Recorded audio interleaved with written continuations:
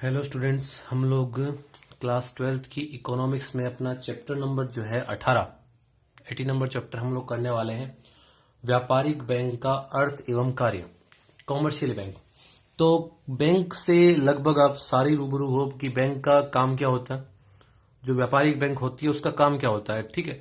और बैंक कहीं ना कहीं क्या उसका मतलब क्या है, क्या उसका वर्क है, फंक्शन उसके क्या है। अकाउंट्स के बारे में भी आपने देखा होगा कि बैंक में कौन कौन से अकाउंट खोलते हैं, दो तीन की आपको जानकारी भी होगी, ठीक है। जैसे सेविंग अकाउंट, बचत खाता, ठीक है, चालू खाता। तो इसके बारे में हम लोग पढ़ने वाले हैं कि बैंक के कौन कौन से फंक्शन है, बैंक के कौन कौन से कार्य हैं, बैंक किस तरीके से क्रेडिट क्रिएट करती है, बैंक किस तरीके से प्रॉफिट कमाती है, वो हम अपने कॉमर्शियल बैंक में पढ़ने वाले हैं, ठीक है।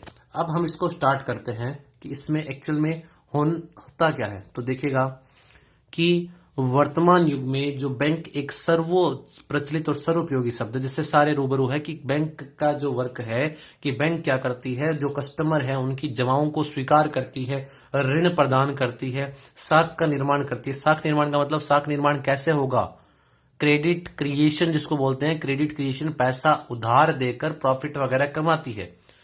एजेंसी सेवाएं, अब एजेंसी सेवाओं में बहुत सारा आएगा, चेक बुक इश्यूड करना, डिमांड ड्राफ्ट बनाना, ठीक है। अन्य सेवाएं भी बहुत सारी होगी, एटीएम, लॉकर की सुविधा, ये सब कुछ हम लोग पढ़ने वाले हैं। नॉर्मली मैं आपको बता रहा हूं कि सबको पता है कि बैंक में इस तरीके का वर्क होने वाला है। तो ये जो चैप्टर है वो कहीं ना कहीं हमारे आसपास जो अपने व्यवहार में ही हम लोग देखते हैं, तो कोई हार्ड चैप्टर नहीं, एकदम इजी कंसेप्ट इसमें सारे हैं, तो हम लोग इसको पढ़ते हैं।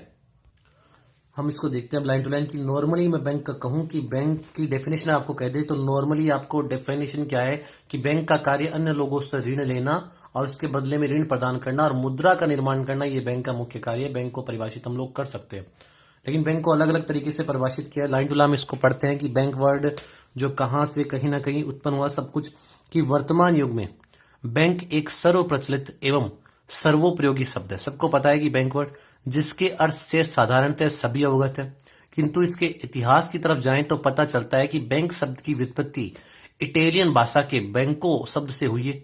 इटली में लोग बेंचों पर बैठकर मुद्रा परिवर्तन का कार्य करते थे, करेंसी को चेंज करते थे। कालांतर में जो फ्रांसीसी भाषा के बैंके में बदलता हुआ और अंग्रेजी भाषा में धीरे धीरे जो बैंक वर्ड कहा जाता है, और अपने जो कालांतर में बैंक शब्द का प्रयोग मुद्रा के लेन देन करने वाली संस्थाओं के लिए किया जाता था, कि जो करेंसी को एक्सचेंज करते थे, ठीक है।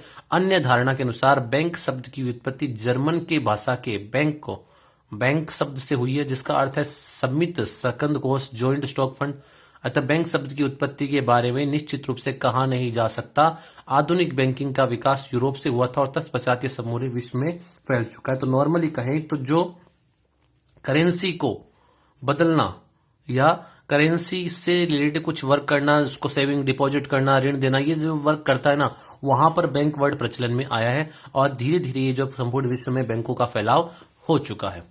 अब परिभाषा देखें तो देखो, परिभाषा इसकी हर इसको अलग अलग करता है। तो बैंक की को डिफाइन करना ही अपने आप में थोड़ा सा हार्ड टास्क है। तो सब इसको अपने हिसाब से इसको डिफाइन कर रखा है कि जो करेंसीज को अपने यहाँ पर रखता है या लोगों की जमाओं को रखता है, ऋण देता है, लॉकर की सुविधा देता है, डिमांड ड्राफ्ट बनाता है, चेक बुक इश्यूड करता है। तो ये सारे बैंकिंग के वर्क जो होते हैं, फंक्शन जो होते हैं, उन्हीं को एक साथ शामिल करके उन्होंने एक डेफिनेशन बना दी। तो फिंडलेस जो सिराज थे, उन्होंने कहा कि बैंक्स को डिफाइन किया कि बैंकर एक व्यक्तिगत फर्म या कंपनी है जिसके पास व्यवसाय के लिए स्थान हो, ऐसा स्थान हो जहां मुद्रा अथवा करेंसी की जमा द्वारा साख का कार्य किया जाता है और जिसकी जमा का ड्राफ्ट, चेक या ऑर्डर द्वारा भुगतान किया जाता है। कि जो बता रखा है कि बैंकर एक व्यक्ति या फर्म या कंपनी है जो ऐसा स्थान जहां पर मुद्रा, करेंसी जमा रखी जाती है और साख का कार्य किया जाता है, मतलब मनी निर्माण, मनी जो मुद्रा का निर्माण किया जाता है, पैसा उधार देकर प्रॉफिट कमाया जाता है और जिसकी जमा का ड्राफ्ट, चेक या ऑर्डर का भी भुगतान किया जाता है, उसे बैंक बोलते हैं। क्राउथर ने अपने हिसाब से डिफाइन किया। क्राउथर बोलते हैं कि बैंक का कार्य अन्य लोगों से ऋण लेकर और बदले में ऋण प्रदान करना। उन्होंने बहुत इजी डेफिनेशन में बताया है कि बैंक की डेफिनेशन क्या हो सकती है। और भारतीय बैंकिंग कंपनीज एक्ट 1949, बैंकिंग से तात्पर्य ऋण देने अथवा विनियोजन के जनता का धन जमा करना जो मांग करने पर लौटाया जा सकता है तथा चेक, ड्राफ्ट अथवा अन्य प्रकार की आज्ञा द्वारा निकाला भी जा सकता है। तो उपरोक्त परिभाषाओं के आधार पर स्पष्ट है कि बैंक एक ऐसी संस्था है जो अपने ग्राहकों को धन संबंधी लेन देन की सुविधा प्रदान करता है उसे हम बैंक बोलते हैं। तो बैंक की बहुत सारी अलग अलग डेफिनेशन है। मेन जो जब आप इसकी वर्क पढ़ोगे, जो इसके फंक्शन पढ़ोगे, तो उससे क्लियर हो जाएगा कि एक्चुअल में बैंक का कार्य है क्या।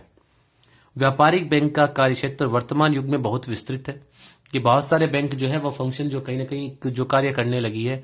ये बैंक अपने ग्राहकों को अनेक प्रकार की सुविधाएं प्रदान करते हैं।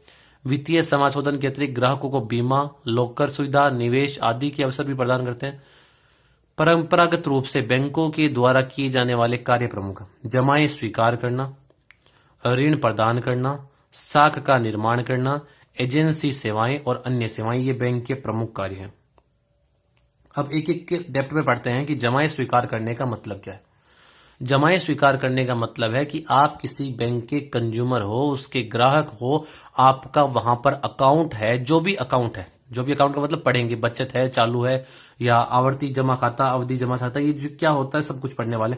उसमें आप अपना पैसा जमा करवा सकते हो और निकलवा भी सकते हो, ठीक है। उस पर कोई कुछ लिमिटेशन आपकी नहीं है कि आप उसमें पैसा, एक बैंकिंग जो भी उनका वर्किंग आवर होता है उसमें जाके आप अपने खाते में पैसा जमा करवा सकते हो और विड्रॉल भी करवा सकते हो, ठीक है। व्यापारिक बैंक का प्रमुख कार्य अपने ग्राहकों की जमाएं स्वीकार करना। ग्राहक अपने चालू अथवा बचत खातों में अपनी छोटी छोटी बचतें जमा करवाता है और बैंक ऐसी छोटी छोटी बचतों से एकत्रित कोषों पर अपने ग्राहक को ब्याज अदा करती है।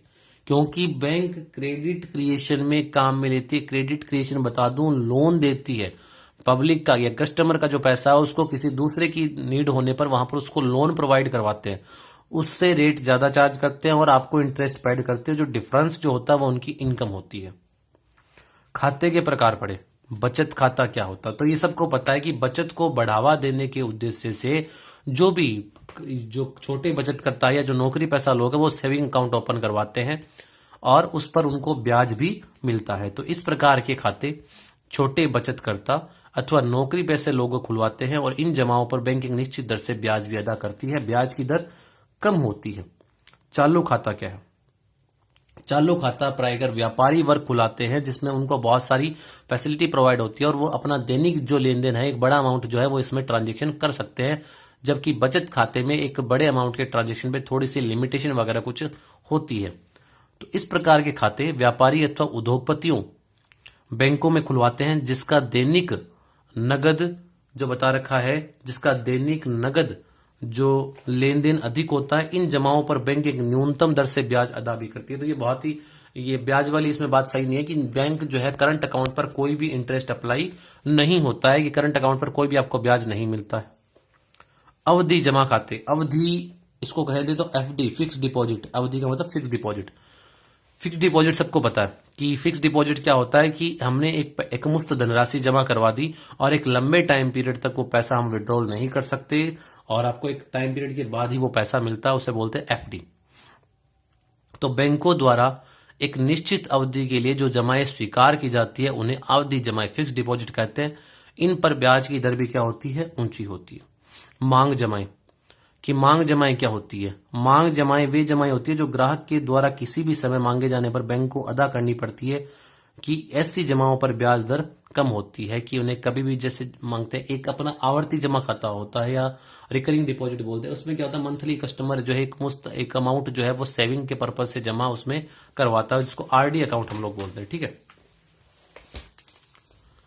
इसके अलावा आपको यहां पर बता रहा है कि प्रधानमंत्री जो थे श्रीमान जो नरेंद्र मोदी जी थे, उन्होंने क्या किया कि प्रधानमंत्री जन धन योजना स्टार्ट की और शून्य लोगों को बचत को बैंकों तक पहुंचाने या बैंकों से जोड़ने के लिए उन्होंने एक योजना चलाई। उस योजना का नाम था प्रधानमंत्री जन धन योजना। प्रधानमंत्री जन धन योजना। इस योजना में क्या था कि इसके अंतर्गत शून्य बैलेंस पर जो लोग थे उनका खाते जो है बैंक में अकाउंट खोले गए और इसके साथ एक फैसिलिटी भी दी गई कि जो कस्टमर अपने उस जन धन योजना जीरो बैलेंस वाले खाते को अगर ऑपरेट करता है कंटिन्यू, तो उसके ट्रांजेक्शन के बेस पे उसको 5,000 रुपए तक की अधिविकर्षण की सुविधा भी प्राप्त हो सकती है। अधिविकर्षण क्या होता है? अधिविकर्षण होता है ओवरड्राफ्ट, यानी आप एक कुछ समय के लिए आपको बैंक आपको क्रेडिट देगी बहुत ही न्यूनतम चार्ज पर। दूसरा पॉइंट, पहला फंक्शन हमने पढ़ लिया। बैंक का प्रमुख कार्य क्या है? जमाएं स्वीकार करना। कस्टमर जमा करवा सकता है जो भी उसका खाता है, बचत खाता, चालू खाता, एफडी अकाउंट या जो भी आरडी अकाउंट जो भी है, उस अकाउंट में वो पैसा जमा करवा सकता है। इसके अलावा एक नई चीज जो हमने पढ़ी है प्रधानमंत्री जन धन योजना कि बैंकों की विस्तार करने के लिए, उनकी क्रेडिट क्रिएशन को बढ़ाने के लिए, साख को बढ़ाने के लिए तो जो है लोगों को बैंकों तक लाना, ताकि उनको बैंकों से जोड़ना, उनके अकाउंट ओपन करवाना, ताकि लोगों की जो सेविंग है वो इन्वेस्टमेंट में कन्वर्ट हो सके और जो है बैंकों की क्रेडिट क्रिएशन तो हो सके, साथ में आपका प्रोडक्शन लेवल बढ़ सके, ठीक है, जीडीपी ग्रोथ रेट बढ़ सके, तो वो कुछ भी कहीं ना कहीं इसमें पॉसिबल होता है। सेकंड, दूसरा जो कार्य है ऋण प्रदान करना, कि व्यापारिक बैंक का दूसरा महत्वपूर्ण कार्य ऋण प्रदान करना, लोन वगैरह, कि बैंक अपने ग्राहकों को ऋण सुविधा प्रदान करती है। ये बैंक मुख्यतः गृह, शिक्षा, विवाह एवं वाहन इत्यादि हेतु ऋण प्रदान करते हैं। बैंक अपने ग्राहकों की जमाओं से एकत्रित राशि से ही साख सृजन का कार्य करती है। साख सृजन में बार बार बता दूं, ये वर्ड आ रहा है। साख सृजन का मतलब यहां पर पैसे, कस्टमर के पैसे को लोन देना और उससे फिर जो ब्याज कमाना, ठीक है, वो यहां पर साख सृजन कहला रहा है। तो ऋण चुकाने के लिए बैंकों द्वारा अपने ग्राहकों को एक निश्चित समयावधि का विकल्प भी प्रदान करते हैं, कि वो जो भी कस्टमर है, जिसकी नीड है, जिसको लोन चाहिए, उसके ट्रांजेक्शन या मॉर्गेज बेस पे उसको बैंक ऋण प्रदान करती है। उसमें भी समयावधि होती है, जिनका भविष्य में भावी भुगतान होता है। समयावधि निर्धारित होती है कि आपको इस रेट से हम लोग प्रोवाइड करवाएंगे लोन और इस समयावधि में आपको वो लोन वापस देना है। तो प्राय परिसंपत्ति हेतु दिए जाने वाले ऋण दीर्घकालीन ऋण होते हैं। बैंक द्वारा कमजोर वर्गों के लिए विभिन्न सरकारी योजनाओं के तहत सरल ऋण भी उपलब्ध, कि गवर्नमेंट की बहुत सारी ऐसी योजनाएं हैं, ठीक है, किसानों के लिए बहुत सारी ऐसी योजनाएं जिनको कम दर पर ब्याज, कम दर पर जो है आपको लोन मिल जाता है। अधिविकर्षण क्या? अधिविकर्षण मैंने अभी बता दी। अधिविकर्षण की सुविधा केवल और केवल चालू खाते, करंट अकाउंट वालों को मिलती है, व्यापारी वर्ग को मिलती है, कि उनको उनके ट्रांजैक्शन के बेस पे, उनकी गुडविल के बेस पे उनको एक लिमिट तक, भाई इनको अगर आपके अकाउंट में पैसा नहीं भी है तब भी आप बैंक से क्रेडिट कर सकते हो। जो भी ₹1,00,000, ₹2,00,000, ₹50,000, वो उनकी ट्रांजैक्शन पर डिपेंड करता है, उनकी गुडविल पर डिपेंड करता है। जो भी उनके बढ़िया कस्टमर जो है, प्रतिष्ठित साख वाले जो व्यापारी है, उनको यह सुविधा बैंक देती है। सुविधा के अंतर्गत व्यापारिक बैंक अपने ग्राहकों को उनके खातों पर अधिविकर्षण सीमा उपलब्ध करवाती है। अल्प समय के लिए, लॉन्ग टर्म नहीं है, अल्प समय के लिए ग्राहक उस सीमा तक जमा धन से अधिक राशि निकलवा सकते हैं। यह सुविधा बैंक अपने प्रतिष्ठित साख वाले व्यावसायिक वर्ग के ग्राहकों को उपलब्ध करवाती है। तीसरा, साख का निर्माण। साख निर्माण क्या है? तो व्यापारिक बैंक का सबसे महत्वपूर्ण बताया था क्रेडिट क्रिएशन। साख निर्माण कुछ नहीं है, कस्टमर के पैसे को जो अकाउंट, उसको उधार देना और उससे ब्याज कमाना, वही साख निर्माण है। तो व्यापारिक बैंक का सबसे महत्वपूर्ण कार्य साख का सृजन करना, क्रेडिट क्रिएशन। और क्रेडिट क्रिएशन कैसे करती है व्यापारिक बैंक? पैसा उधार देकर। अन्य वित्तीय संस्थाओं के समान इसका उद्देश्य भी क्या होता है? व्यापारिक फर्म का मुख्य उद्देश्य क्या है? लाभ कमाना। तो उद्देश्य भी क्या है? तो उद्देश्य जो बता रखा है कि लाभ कमाना है। बैंक अपने जमा धारकों से प्राप्त जमाओं से एकत्रित राशि को भी, जो भी उसके अकाउंट होल्डर जिनका बैंक में अकाउंट है, उनके अकाउंट में जो बैलेंस है, उनको वो उस पैसे को यूटिलाइज करती है दूसरे बैंकों को या अन्य ग्राहकों को ऋण उपलब्ध करवाने में, जिस पर नियत दर से ब्याज भी वसूल करती है। इसे ही बैंकों की साख निर्माण प्रक्रिया कहते हैं, जिससे हम आगे विस्तार से जानेंगे। ठीक है, इसी में आगे कंसेप्ट आएगा क्रेडिट क्रिएशन किस तरीके से होता है। अगला पढ़ रहे हैं एजेंसी सेवाएं। तो बैंक आपकी जमाएं स्वीकार करती है, आपको ऋण प्रदान करती है, साख का निर्माण करती है। चौथे नंबर पर पढ़ रहे हैं एजेंसी सेवाएं। एजेंसी सेवाएं में मतलब और भी बहुत सारे बैंकों के कार्य होती है जो बैंक आपको सुविधाएं प्रदान करती है, जैसे आपको चेक बुक इश्यू करना, आपके चेक क्लियर करना, बिल्स ऑफ एक्सचेंज जो होते हैं BR वगैरह, उनको डिस्काउंट करना, ड्राफ्ट वगैरह बनाना। तो ये बहुत सारे जो काम है वो बैंक करती है। कि व्यापारिक बैंकों द्वारा ग्राहकों को एजेंसी सेवाएं भी उपलब्ध करवाई जाती है, कि बैंक चेक, विनिमय बिल, ड्राफ्ट इत्यादि को स्वीकार जमा करके अपने ग्राहकों को एजेंसी के रूप में वित्तीय सुविधाएं प्रदान करते हैं। व्यापारिक बैंक अपने खाताधारकों की संपत्ति और वसीयत के कार्यकारक और न्यासी के रूप में भी कार्य करती है, कि जो भी उनकी रीड वगैरह होती है, जो भी उनके अकाउंट का पैसा किस ट्रस्टी को या किस उसके नॉमिनी को ट्रांसफर होना है, ये भी कार्य उनके होते हैं। चेक, यहां पर 2 चेक बता रखे, वाहक चेक और रेखांकित चेक, बियरर चेक और अपना क्रॉस चेक। दोनों क्या होते हैं? क्रॉस चेक वो चेक होता है जिस भी व्यक्ति को चेक दिया गया है उसके खाते में उसका पैसा क्रेडिट होगा। इस प्रकार के चेक का भुगतान बैंक चेक में अंकित नाम वाले व्यक्ति के खाते में होता है। जिसका नाम चेक में अंकित है, जिसको भुगतान किया है, उस व्यक्ति के खाते में जो है वो पैसा क्रेडिट होगा। जैसे लिखो, जिस व्यक्ति, जैसे मान लो राम को चेक दिया तो राम के अकाउंट में ही वो पैसा क्रेडिट होगा, उसको कैश में नहीं मिलेगा। वाहक चेक क्या? इस चेक का नगद भुगतान क्या था? चेक प्रस्तुत करने वाले व्यक्ति को ही भुगतान हो जाता है तुरंत। तो ये जो है क्रॉस चेक क्या होता है? क्रॉस चेक जो भी आपका चेक है उसके लेफ्ट साइड, नॉर्मली चेक होता है लेफ्ट साइड में इस तरीके से 2 लाइन ड्रॉ होती है, उसे हम बोलते हैं क्रॉस चेक। उससे पता लगता है कि ये क्रॉस चेक है या बियरर चेक है। और सेफ्टी सिक्योरिटी के लिए जो है अब जो है सबसे ज्यादा क्रॉस चेक ही लिखे जाते हैं। तो ये एजेंसी सेवाओं के नाम याद होना चाहिए कि ये इनकी एजेंसी सेवाएं हैं। फिर चलते हैं अन्य सेवाओं में। अन्य सेवाएं क्या क्या हो सकती है? फर्स्ट, इंटरनेट बैंकिंग की बैंक आपको इंटरनेट बैंकिंग की सुविधा भी उपलब्ध करवाती है। 24 घंटे जो है बैंक आपको इंटरनेट बैंकिंग की सेवाएं प्रदान करती है, जिसमें भी कस्टमर जो है घर बैठे अपने खाते से विभिन्न सेवाओं का शुल्क भुगतान आसानी से कर सकता है। इंटरनेट बैंकिंग के द्वारा ऑनलाइन जो शॉपिंग है तो घर बैठे भुगतान किया जा सकता है। इंटरनेट बैंकिंग आपको चाहिए तो पहले आपको कस्टमर को बैंक में एप्लीकेशन लगानी पड़ेगी इंटरनेट बैंकिंग के लिए। तो उसको एक लॉगिन आईडी और पासवर्ड जारी किया जाता है, तो उसको पूर्णतः गोपनीय रखा जाता है। उसके हिसाब से उसकी जो भी बैंक की साइट वगैरह उन पर जाके अपने ट्रांजेक्शन वो कर सकता है। इंटरनेट बैंकिंग अलग है, मोबाइल बैंकिंग अलग है। मोबाइल बैंकिंग में आप अपने प्ले स्टोर से जो भी ट्रांजेक्शन, बहुत सारे जो ऐप होते हैं पेमेंट के, उनको डाउनलोड करके फिर ट्रांजेक्शन को करते हो। जबकि इंटरनेट बैंकिंग में आपको यूजर आईडी और पासवर्ड, लॉगिन आईडी और पासवर्ड बैंक इशूड करती है। एटीएम सुविधा, ये सबको पता है कि बैंक आपको एटीएम सुविधा प्रदान करती है। सार्वजनिक स्थानों पर एटीएम मशीनें लगी जो होती है, वो आप उसमें डेबिट कार्ड जो भी आपका है उससे कहीं ना कहीं आप उससे पैसा जो है एक लिमिट तक पैसा निकाल सकते हो, ठीक है। और एटीएम की फुल फॉर्म है ऑटोमेटिक टेलर मशीन, और वो मशीन आपके बैंक के सर्वर से जुड़ी होती है। जैसे ही कोई ट्रांजेक्शन करते हो आपके अकाउंट का बैलेंस जो है वो डेबिट क्रेडिट हो जाता है। मोबाइल बैंकिंग, मोबाइल बैंकिंग मैंने अभी बताया था कि अपने प्ले स्टोर से ऐप डाउनलोड करना और उस ऐप से इंटरनेट बैंकिंग जो बता रखा है कि उसमें आप जो है ट्रांजैक्शन करते हो। तो वर्तमान युग में स्मार्टफोन का प्रचलन बढ़ने से व्यापारिक बैंक अपने ग्राहकों को मोबाइल ऐप के माध्यम से भी बैंकिंग सुविधाएं प्रदान करते हैं। ग्राहक अपने बैंकों से संबंधित ऐप गूगल प्ले स्टोर से डाउनलोड कर सुविधा का लाभ उठा सकता है।